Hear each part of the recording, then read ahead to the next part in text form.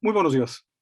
Es para mí un verdadero privilegio poder compartir con ustedes en este primer congreso virtual de pediatría, primer contacto de Médicos Unidos por México, con el tema de ictericia como signo de enfermedad grave. Con la siguiente agenda, hablaremos de ictericia, de hiperbilirubinemia indirecta, de directa, de síndromes colestásicos, del diagnóstico oportuno de cada una de las tres entidades que he mencionado y las ventanas de oportunidad que tendremos. En cada uno de los temas empezaré con un caso clínico. Se trata de hablar de ictericia y se trata de un recién nacido de pretérmino con una edad gestacional de 36 semanas, con una madre de 26 años, primípara y primigesta, con un grupo sanguíneo A positivo, sana, con un padre de 37 años de edad, sano también. Con un embarazo controlado, con serologías negativas. El parto, como ya habíamos dicho, se presentó a las 36 semanas, fue vaginal, eutóxico, espontáneo, con un peso al nacimiento de un producto único vivo de 2.300 gramos. Nació vigoroso, por lo que no fue necesario reanimarlo.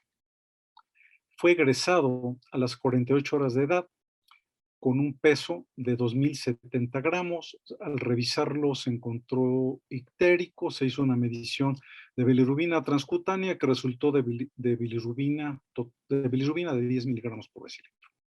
Se indicó, fue egresado con indicación de vigilancia domiciliaria y control en 24 horas. En esta revisión se encontró bien hidratado, con un peso de 2.040 gramos, es decir, 30 gramos menos que al egreso, y la medición transcutánea de bilirrubinas fue de 15 miligramos por decilitro.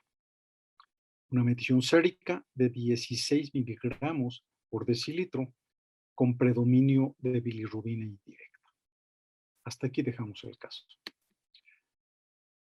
Hablar de ictericia es hablar de hiperbilirrubinemia. Desde el punto de vista bioquímico significan bilirrubinas totales de más de 1.5 miligramos por decilitro. Desde el punto de vista clínico, es el color amarillento de la piel y mucosa. Los valores normales de bilirrubina, como ya dije, son 1.5 miligramos y más del 95% debe ser indirecta. Por tanto, cuando se excede esta cifra, hablaremos de hiperbilirrubinemia. Desde el punto de vista clínico, la ictericia es evidente cuando la bilirrubina total excede 5 miligramos por decilitro. Hablar de ictericia es sinónimo de enfermedad. ¿Qué tan grave? Depende. Depende de cuándo se presente. Si aparece en las primeras 24 horas de vida, tiene una significación muy especial. Durante la primera semana de vida habría que atenerse a las cifras consideradas como normales. Cuando las exceda, será un signo de enfermedad grave. Si la ictericia persiste más allá de la segunda semana de vida, es un signo de enfermedad y habría que buscar qué tan grave pueda ser. Sin embargo, en cualquier momento que encontramos bilirrubina sérica igual o mayor a 2 miligramos por decilitro, es un dato de enfermedad grave que hay que buscar. La hiperbilirrubinemia, de acuerdo al cuadro de producción de bilirrubina que tenemos aquí en el esquema, se debe básicamente a dos cosas: a un incremento en la producción de bilirrubina, ya sea por hemólisis, defectos enzimáticos, policitemia, etcétera, o una disminución en la captación o conjugación hepatocelular, que puede ser debida a prematuras, hipotiroidismo o a medicamentos, o aún asociadas a la mujer. Por tanto, hablaremos de ictericia fisiológica cuando más del 95% de la bilirrubina total sea indirecta. Sabemos que se presenta en el 60% de los recién nacidos a término y más del 80% de los prematuros. Característicamente debe empezar al segundo día de vida y durar menos de 10 a 14 días. Esto es fisiológico y tiene cifras máximas, perdón, también. Habrá ictericia patológica cuando se excedan estas cifras máximas, de acuerdo a un homograma que presentaré más adelante. Pero siempre hablar de ictericia patológica cuando exista bilirrubina directa, cuando la ictericia persista más allá de 14 días o cuando exceda las cifras máximas, o cuando el dato clínico que encontremos sea coluria o acolia asociado a esa ictericia. Por tanto, es muy importante la historia clínica neonatal, puesto que existe mayor posibilidad de hacer hiperbilirubinemia en prematuros, cuando exista el antecedente de que se tuvo un hermano con ictericia que requirió fototerapia, o incompatibilidad ABO-RH, o presencia de un cefalomatoma, o la alimentación al seno materno. Aquí hay que ser muy cuidadosos. Cuando la ictericia se prolonga más allá de la primera y segunda semana de vida, habría que buscar causas de bilirrubinemia indirecta y de bilirrubina directa. De las causas indirectas, las más frecuentes estaría glucosa y sulfato deshidrogenasa, Crigler-Najjar, Gilbert, hipotiroidismo, trisomía 21 o bien asociada a seno materno. De las causas de bilirrubina directa, habría que buscar causas intrahepáticas o causas extrahepáticas como el quiste de colédoco y la atresia biliar, de las cuales hablaremos más adelante. ¿Por qué es importante la hiperbilirrubinemia? La bilirrubina produce daño neurológico. La ictericia es la causa principal de reingreso a un hospital. Es importante checar el color de la piel, tomar datos séricos, buscar las curvas de monitoreo para determinar qué tratamiento se debe recomendar, precisamente para prevenir daño neurológico. Las cifras máximas serían, por lo tanto, 12.9 de bilirrubina indirecta en recién nacidos de término y hasta 15 en recién nacidos pretérmino. Serían las cifras máximas de ictericia fisiológica. Pero hay que estar muy pendiente de las curvas que mostraremos en breve. Como ya había dicho, la encefalopatía bilirrubínica o ligada a bilirrubina se conoce como Kernicterus. Es una enfermedad neurológica que causa la bilirrubina no conjugada que se fija a los ganglios basales, a los núcleos basales y a varios núcleos del tronco encefálico y produce grados variables de disfunción neurológica y auditiva, y es en un aspecto importante que se denominan trastornos del espectro del Kernicterus. Que esto sería el tema de un simposio completito y va más allá de los alcances de esta plática. Es importante saber que existe y hay que prevenirlo. Se presenta en menos del 2% de los recién nacidos, con una incidencia de 0.2 a casi 3 casos por cada 100,000 nacidos vivos. Los factores de riesgo, como ya fueron dichos anteriormente, prematuras, enfermedad hemolítica, deficiencia de glucosa 6-fosfato deshidrogenasa, la hemólisis ABO o una infección perinatal y la lactancia materna exclusiva. ¿Qué tan importante pudiera ser esto? La cifra no está correctamente o no hay muchos estudios, sin embargo, encontré este que dice que puede haber cerca de 500,000 neonatos con hiperbilirubinemia, tanto de término como pretérminos. Y tiene mortalidad asociada a bilirrubina casi 120,000. Lo interesante es que habría más de 63,000 que pudieran sobrevivir con secuelas neurológicas asociadas a hiperbilirubinemia. Es importante una exploración clínica completa de los recién nacidos que nos llevan a revisar. Estar atentos con la escala de Kramer, que es útil desde el punto de vista clínico, pero lo más seguro es hacer las determinaciones séricas. Existe en nuestro país estas guías de diagnóstico y tratamiento de la ictericia neonatal, las guías de práctica clínica. Esta es la guía de referencia rápida, que contienen flujogramas para hacer una definición de los pasos clínicos y de los estudios que habría que hacer. Es importante ver estas ventanas de oportunidad para hacer la detección oportuna y dar tratamiento y estar atentos para prevenir la morbimortalidad asociada a bilirrubina. Existen estas curvas, por todos conocidos. En estas guías de práctica clínica vienen las tablas desde la semana 23 a la semana 38. En el caso que les comenté, No puse aquí la de las 36 semanas, pero créanme que con los 16 miligramos de bilirrubina, a los 72 horas de vida, el niño estaba en zona de terapia. El niño fue ingresado, se puso bajo lámparas de fototerapia y 24 horas después las cifras permitían, estaba fuera de la cura de fototerapia y fue egresado. Bien. Ahora va un caso clínico de bilirrubina directa. Se trata de un recién nacido de término eutrófico que nació en julio. Con alimentación al seno materno más formal. Presentó ictericia aparente desde la primera semana de vida. Quien lo revisó recomendó helioterapia y revisión al mes. Cuando regresó, pues hice ictérico y pues volvieron a recetar helioterapia y agregaron vitaminas. Llegó a la tercera visita más o menos a los 60 días de edad. De, en este momento decidieron tomar una determinación de bilirrubinas, que reportaron bilirrubinas totales de 7 con bilirrubina directa de 6. La aspartato aminotransferasa y la aminotransferasa, dentro de límites más o menos normales, discretamente elevadas. Tomaron un ultrasonido que les reportaron como normal. Con estos datos fue referido, afortunadamente, a un tercer nivel de atención, donde inmediatamente al llegar le realizaron un gamagrama que reportó captación y no excreción. Y aquí dejamos el caso y continuamos con la presentación. Hablar de colestasis desde el punto de vista fisiológico significa reducción del flujo de bilis al intestino. Desde el punto de vista bioquímico, encontraremos bilirrubina directa igual o mayor a 2 miligramos por decilitro o más del 20% de las bilis totales, con unos ácidos biliares igual o mayores a 10 miligramos por microlitro, por decilitro, perdón.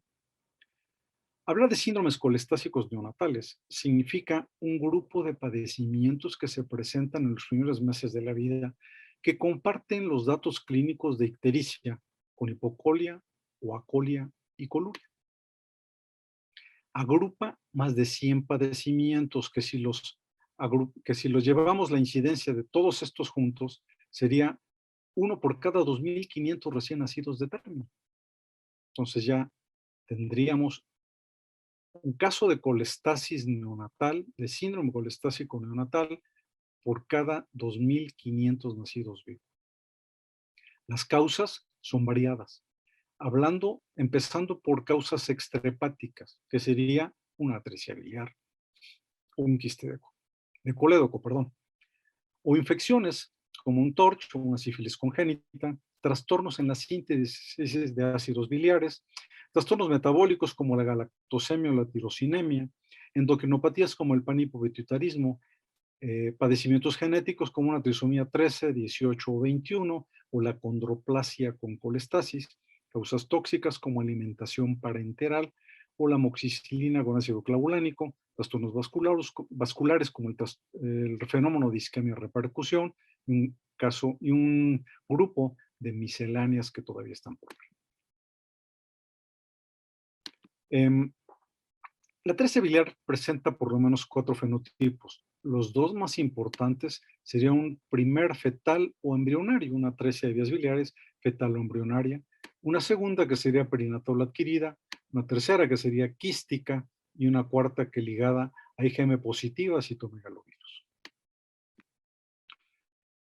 La atresia biliar fetal o embrionaria, 10% de los casos totales, es interesante porque estos niños nacen amarillos o tienen ictericia muy tempranamente y enfermedades o padecimientos que hacen que permanezcan hospitalizados y aquí es fácil detectar la ictericia y tomar bilirrubinas. Sin embargo, en el grueso de los padecimientos, el 70-80% de los casos, que no sabemos si sea una causa infecciosa, inmunológica, vascular o tóxica, que produzca la atresia biliar, que lesione o continúe esta colangiopatía obstructiva, no sabemos, que es el grueso de los casos. Estos niños nacen sanos, se ponen ictéricos en la primera semana de vida, persisten ictéricos. Hablar de colestasis es saber o poder hacer de manera urgente el diagnóstico con el principal objetivo de saber si se trata de una causa intrahepática de las que ya mencioné o una causa obstructiva. Clínicamente es imposible saberlo. La atresia de vías biliares se presenta uno por cada 5,000 a uno por cada 18,000 nacidos vivos.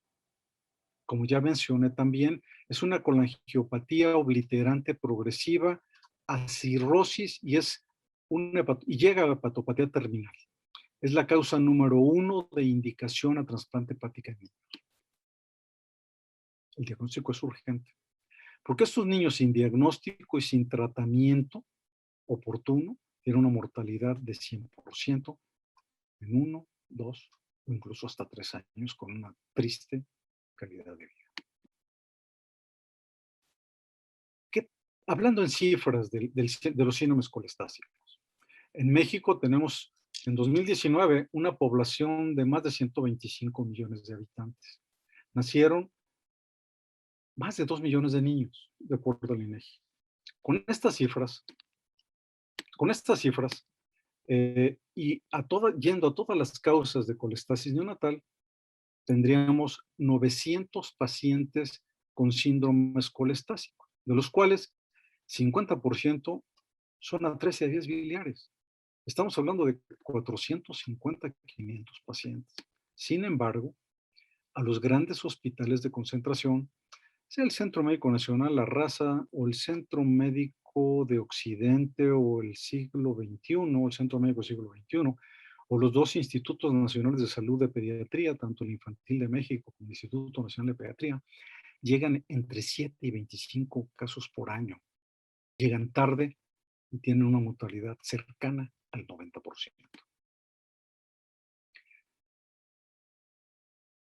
Se puede hacer el diagnóstico temprano de la atresia de vías biliares buscando acolia y buscando acolia con un elemento visual que se llama colorimetría fecal. Este estudio o esta inquietud empezó en Japón en 1994, el doctor Akira Matsui la inició.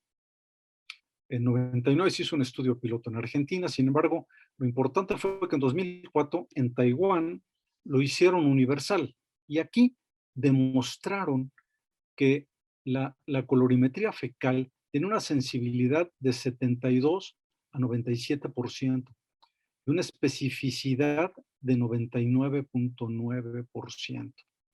Antes de la colorimetría fecal, el Kasai se realizaba antes de los 60 días de vida. Kasai describió su cirugía de portoenteroanastomosis, es derivar la bilis del hígado al intestino antes de 60 días, en solo 23% de los casos. Cuando se implantó la colorimetría fecal en Taiwán, en un año ya realizaban Kasai antes de 60 días en el casi 75% de los casos. La colorimetría fecal es sensible y es específica. También es costo efectiva. Imprimir la tarjeta o la colorimetría cuesta 30 centavos de dólar. Un Kasai cuesta $65,000. Un trasplante cerca de $200,000. Y no hay garantía con el trasplante. En México, desde el 2013, tenemos una cartilla nacional de salud que incluye esta colorimetría fecal para la detección oportuna de atresias biliares. Es importante conocerla y aplicarla. Para hacer una estrategia de promoción de la salud, y lo podemos hacer de dos maneras. Tenemos una norma oficial mexicana para las citas de control del embarazo, que son de 5 a 7 citas, y la colorimetría fecal también en la revisión neonatal entre los 7 y los 28 días. Tenemos, si lo hacemos compartiendo esta colorimetría fecal con sus compañeros ginecólogos que lo hagan durante el control del embarazo, tendríamos 5 a 7 oportunidades, 5 a 8, 2, Y aquí, entre 5 y 10 posibilidades de compartir esta colorimetría fecal para que la conozcan las mamás y estén atentas al color de las evacuaciones de sus pequeños.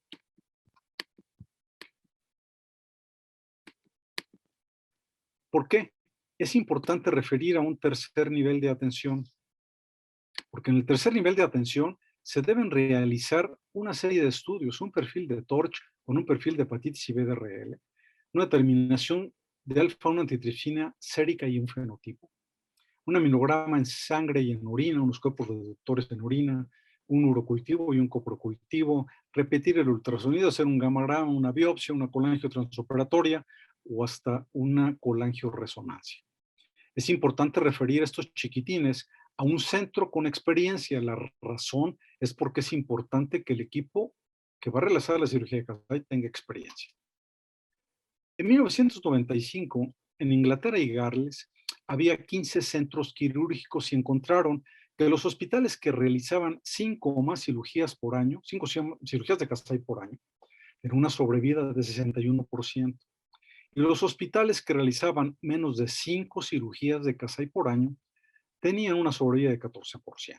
Entonces decidieron concentrar todos los Kasai a solo 3 hospitales y actualmente tienen una sobrevida de prácticamente 90% con la cirugía de Kasai. También es importante realizar el Kasai antes de 45 días. Esto lo hemos ido aprendiendo con el tiempo, porque entre más temprano se realice el Kasai, si se hace antes de 45 días de edad, la sobrevida a 2 y a 5 años es de 75%.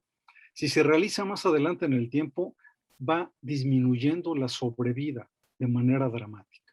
Por tanto, es importante hacerla, porque las siguientes opciones serían un trasplante o la medicina regenerativa que está en cierres. El tratamiento actualmente se acepta que sea secuencial.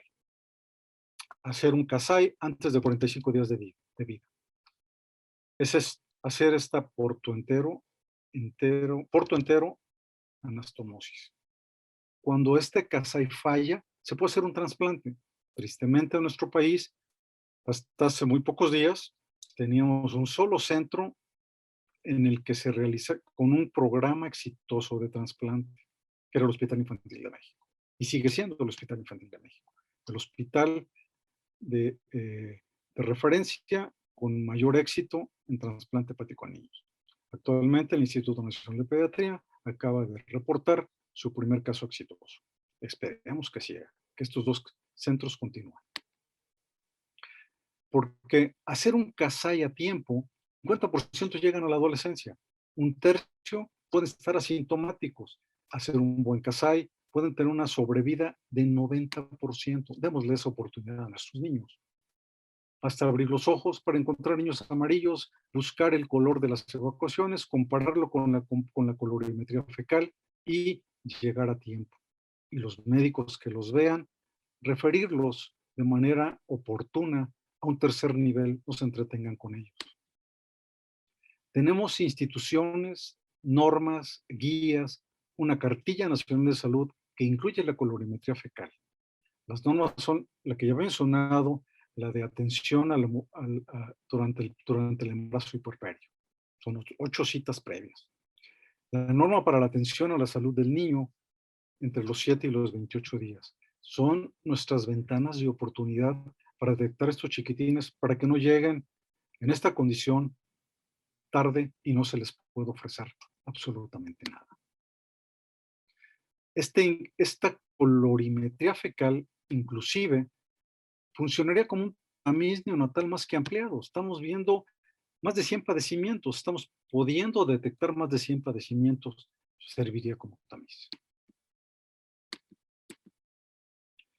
Ojalá pudiéramos hacer una difusión en todos estos datos para encontrar estos niños. Recordar, ictericia después de 15 días, cuando haya coluria, acolia o hipocolia, debe hacer sonar la alarma. Invitarnos a pensar y hacer hasta lo imposible por llegar al diagnóstico antes de los 45 días de vida, si se trata de un proceso de atresia biliar o una causa intrahepática. insisto en este flujograma sencillo, cuando haya ictericia más allá de 14 días, con bilirrubina directa de más de 2 miligramos por decilitro, hacer un ultrasonido de hígado y vías biliares. Ultrasonido de hígado y vías biliares. Cuando, no les cuando se los reporten normal, es decir, sin quiste, o sea, estrictamente hablando, el ultrasonido serviría para saber si tiene quiste o no tiene quiste. Si tiene quiste, pues va a tratamiento quirúrgico. Si no tiene quiste, por favor, remítanlo a un tercer nivel para que le hagan todos los estudios y determinen de qué se trata el padecimiento. Es mejor equivocarse mandando un quiste, una cosa sencilla a quedarse con un problema grave. Para llevar a casa. Hablar de ictericia, la ictericia es un signo de enfermedad. ¿Qué tan grave? Depende de cuándo se presente. En las primeras 24 horas es grave. En la primera semana, si existen los rangos fisiológicos, es grave. Si persiste después de la segunda semana de vida, es grave. Ojo con los prematuros, cuando hay antecedentes de hiperbilirrubinemia o de incompatibilidad ABO, de RH o tengamos un cefalomatoma, hay que monitorizar. Y tener cuidado con los niños alimentados exclusivamente al seno materno. Una vigilancia estrecha. O cuando tengamos bilirrubina directa más allá de 2 miligramos por decilitro, es un dato que hay que buscar, que hay que estudiar. Recordar que la hiperbilirrubinemia produce daño neurológico. Es la principal causa de reingreso a un hospital. Importantes las curvas de monitoreo para determinar qué tratamiento seguir, para prevenir el daño neurológico. En cuanto a los síndromes colestásicos, recordar que agrupa más de 100 padecimientos. Importante buscar datos de coluria, o de acolia o hipocolia. El 50% de estos casos de colestasis son atresia biliar que progresa a hepatopatía terminal y tenemos la posibilidad de detectarla oportunamente mediante la colorimetría fecal y referir rápidamente a un tercer nivel para que tengan una cirugía de Kasai antes de 45 días de edad. Nuestras áreas de oportunidad sería insistir en el pregrado y en el posgrado, en la revisión de los 7 y de los 28 días con una exploración física completa, no ser médicos legistas, es decir, ver a los pacientes de lejos y no descubrirlos, hay que revisarlos. Insistir con los médicos generales, con los ginecobstetras, con el personal de enfermería, con el personal del laboratorio, es importante trabajar con ellos, puesto que a veces referimos a los pacientes al laboratorio y trabajar con ellos y decirles que un neonato es una urgencia. No les den cita, que les tome el estudio de laboratorio el mismo día. Nuestros amigos, nuestros compañeros de trabajo social son muy importantes para las referencias a terceros niveles de atención. Y pues bueno, una guía más amarilla, y esta es de un queso suizo, que son las diferentes capas de protección que deberemos de tener, que es el modelo de queso suizo. Cuando se alinean los astros, nos enfermamos. Debemos seguirnos cuidando con responsabilidades personales y compartidas. Les agradezco su atención. Muchas gracias.